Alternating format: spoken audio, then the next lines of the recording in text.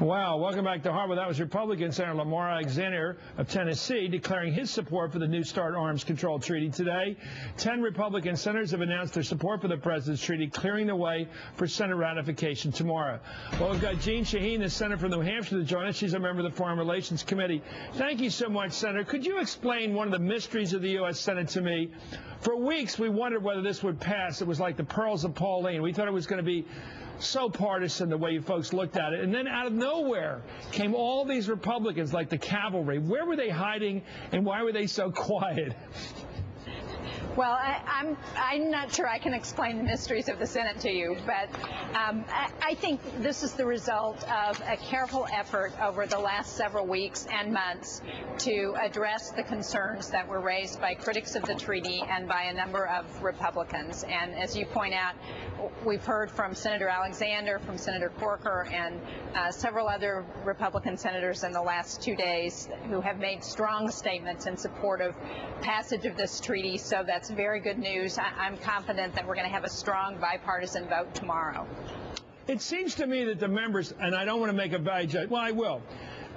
The senators who knew the most about this on the Republican side voted for it. You got Senator Lugar, who's an expert. Arms, you know, he's done so much with the Soviet arms especially. Right. Johnny Isakson, a member of your committee from Georgia. Bob Corker, who's from Tennessee.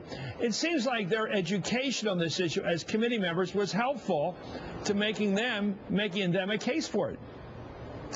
Well, that's right. We actually had 12 hearings in the Foreign Relations Committee. We heard from 21 witnesses.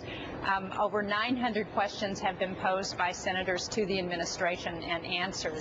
And I think those answers and the witness testimony, the number of people in the foreign policy and national security and military establishment, both Democrat and Republican, who have come out for this treaty, have really answered the questions of the critics in a way that I think has gotten agreement that passing New START is in the best interest of the country. I'm older than you, Senator, and I remember, and Howard Fineman will be here in a minute. Some of us remember what it was like to hide under our school desks to prepare for a possible nuclear attack. Just speak to us boomers. What does this treaty mean in terms of the possible outlandish threat of a nuclear exchange between us and the Russians?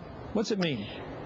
Well, about 95% of nuclear weapons are controlled by the United States and Russia. It means that we are voluntarily reducing those numbers of weapons. It means we're going to have on-site inspections. We've been over a year now without inspectors on the ground in Russia gathering intelligence about what's happening there.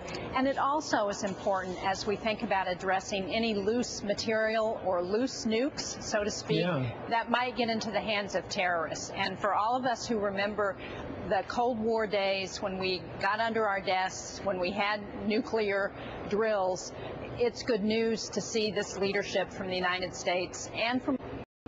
Thank you so much. Have a nice Merry Christmas up there in New Hampshire. Senator Jean Shaheen from the Foreign Relations Committee. Let's turn now to MSNBC analyst Howard Fineman. He's been sitting with me, and remember,